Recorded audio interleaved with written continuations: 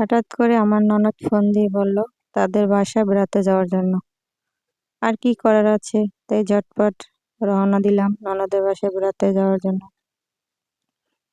ননদের বাসায় ঢাকা থেকে এসে আর যাওয়া হয়নি, সেজন্য ননদ ফোন দিয়েছে তাদের বাসায় বেড়াতে যাওয়ার জন্য। তাই আর না করতে পারলাম না, সেজন্য তাদের বাসায় আমি বেড়াতে এলাম।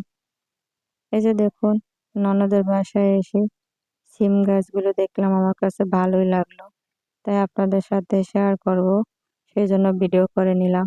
সবাই মাশাআল্লাহ বলবেন। এই যে দেখুন, তাদের ঘরের টিনের উপরও অনেক সুন্দর হয়েছে শুধু সিম গাছ।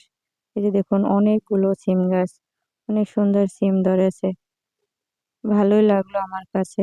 আর প্লিজ সবাই মাশাআল্লাহ বলে যাবেন, অনেক সুন্দর সিম গাছ হয়েছে। এই যে দেখুন, তারপরে আমার ননদ আমাকে দেখে ঝটপট রান্না করে নিল। এই যে দেখুন, আমরা খেতে বসেছি অলরেডি, খাওয়া দাওয়া করবো, সেই জন্য সবকিছু রেডি করে বসে পড়েছে। যে মুরগির মাংস ঝোল করেছে।